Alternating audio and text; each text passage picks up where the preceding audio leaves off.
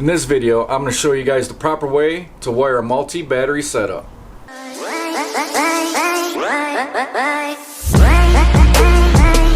What's up, people? Welcome to the channel. In this video, we're going to take a look at Sonic Electronics Smart Battery Isolator. They sent me out a few of their different models here to take a look at and to test.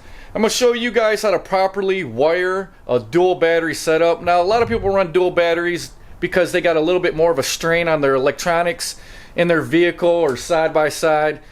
Usually people run second batteries in their UTV because they're running a winch, maybe a LED bar. I run a second battery in my Chevy Impala because I got an air ride suspension, so the air compressors take a lot more power from the battery, so I run a second battery and it helps out a lot. Also, usually people use a secondary battery for stereo systems and stuff like that. Now, there is a certain way to wire these, and sometimes people just run a power wire from the front battery to the back battery, and that's all they do. You should always use a battery isolator, and what a battery isolator does is it runs in between your front battery and your back battery, and it allows your front battery never to be totally discharged, so you won't be stranded somewhere. It's really a simple product to use in between your batteries, and Sonic Electronic made it even simpler with their smart battery isolators. What we'll do is we'll go ahead, I'll show you the models that they got here and exactly how they work. Alright, so here's the three different models that they offer for battery isolators. This one here is the XS-BI 80. They got the XS-BI 200. And then their biggest is the XS-BI 500. Now, these are all smart battery isolators. What I'll do here is I'll take a snapshot of each of the isolators here so you guys can see the specs, because each one's going to be used for different applications.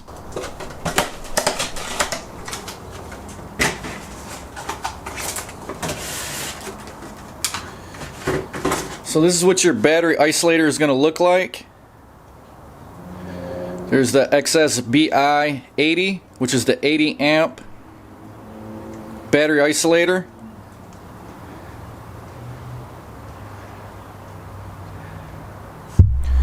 Also in the package you're going to get this wire and button here. This is your manual override. So if you want to manually override what this isolator is doing, all you got to do is press this button and it's going to manually override it. Also, what you're going to get is some clear instructions on how to install one of these.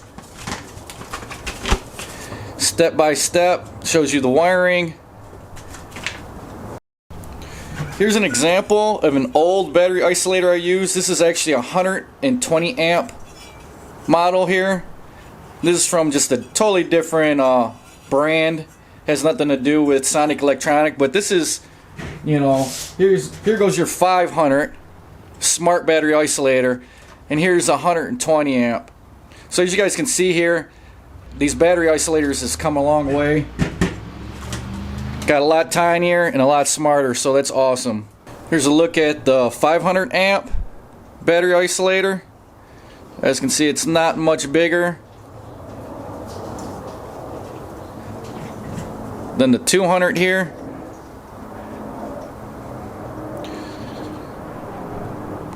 But I really like how these are real compact, so you guys can tuck these away in a lot of different areas.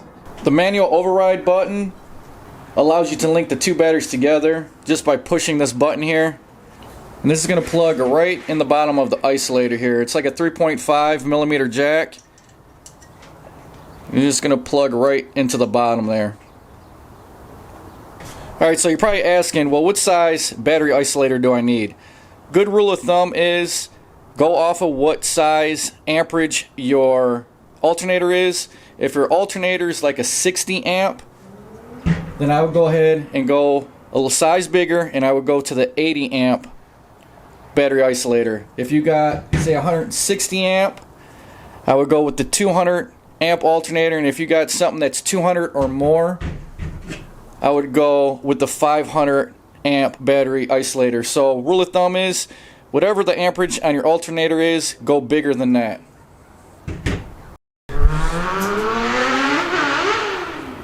So like for my Impala, my alternator is 150 amp. I would go ahead, and the 200 battery isolator should be perfectly fine for that setup.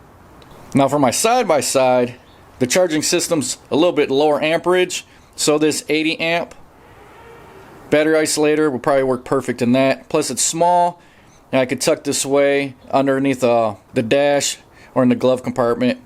So installation on these battery isolators is going to be exactly the same on all of them here. As you guys can see, here's the starter battery. You're going to ground that. You're going to run your power cable from your starter battery to your isolator, but in between that power cable you're going to want to run a fuse or a breaker, as you guys can see right here. You're going to have your isolator here. Off the other end of your isolator you're going to have another power wire that goes to your secondary battery. You're going to also want to put another fuse or a breaker in between this power wire. Of course you're going to be grounding your secondary battery, and then this is going to be coming off of your secondary battery to whatever your electronics are, whether it be a amp, LED bars, air compressors like mine are. For the battery isolator here, it's got its own built-in ground, so you're going to ground that, and then you're going to go ahead and plug in the manual override switch. So it's real easy to set up here and wire. Not difficult at all, especially if you already got a dual battery setup. You're just going to pretty much put this in between the two batteries, and it's going to do all the work for you. The XSBI series, as you guys see in front of us here, is primary to monitor the main starter battery voltage, so you guys won't get stranded because your front battery or your main battery went dead. The way it does that is once the starter battery voltage reaches 3.2 volts, the solenoid automatically connects the auxiliary battery to the charging system. So it's going to connect your secondary battery, like your battery in your trunk, to the front battery, which is your main battery. When the whole system drops to a low 12.7 volts, what's going to happen is the solenoid is going to open, and it's going to isolate the starter battery from the auxiliary battery, which is extremely important because you don't want your secondary battery draining all the voltage from your front battery, because your car won't be able to start then. Alright guys, so I'll give you an idea of how I'm going to set this up on my Impala. As you guys can see here, I got some 0 gauge power wire. It's going from my front battery here, and it's running all the way back. I got a breaker that's up underneath the fender here, but that's going to run the length of my vehicle all the way back to my kinetic battery that's going to be back here. And I'm going to grab one of these battery isolators, the 200, and like I said, the reason being is, as you guys can see here, my purpose of using a secondary battery is because I got a kicker amp over here running this 12. I got another kicker amp over here. This one's running my insides, but what draws a lot of the power here is these air compressors. I got 2 of them back behind here, and that's for my air ride setup, and that pulls a lot of extra power from my front battery. We're gonna go ahead and I'm gonna do a test to see what this battery's voltage is at to give us a starting point. So we're at about 12.82, 12.83 on this kinetic. We're over at the front battery now, my primary battery, and that's testing in at 11.40-ish. It's a little low. I'll go ahead and hook everything up and see how well this isolator works. Alright, so I'm going to go ahead and show you guys how I got it wired here. It's real simple. I got the wire coming from the front to the back here, wired into the battery isolator. Coming off the isolator, it's going to a breaker. Off the breaker, it's going to the battery on the positive side. Then coming off the positive side, I'm going to a fuse block there. Of course, I got it grounded, and I also got the battery isolator grounded. So real simple, easy to do. Then here's my manual override switch. Alright guys, so my plan here is to put on my radio on my car. I'm not going to start my car up, but I'll put the radio on. Pretty much all my amplifiers and everything's ran off my rear battery.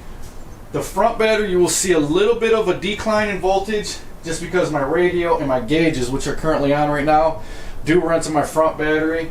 But we shouldn't see as much as a drop in the front battery as the back battery. So I'm going to go ahead and play some music, and we'll test both batteries out and see what happens. So I got the radio playing. I don't know if you guys can hear. My compressor's running back there. So we're going to go ahead and test, we'll see what this battery's pulling at, and we'll test the front battery.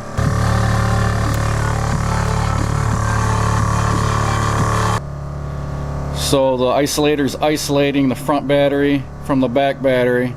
It's no longer pulling from it. Compressor's still filling up the tank with air. I'm gonna hit the manual override here. This is with the manual override on. Turn the manual override off. Drop down. Turn it back on. Bumps it back up. We'll go ahead and check the front battery. See if it's draining anything from that.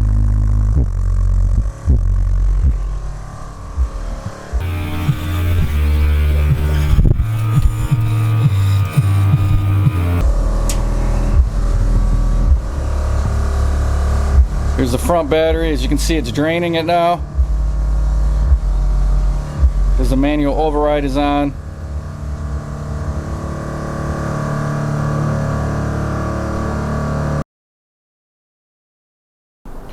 Alright guys, so that's going to be about it for this video. I want to thank Sonic Electronic for sending out these battery isolators. If you guys are interested in one of these, I'll go ahead and put a link in the description box below. Click on that link, it'll take you over there.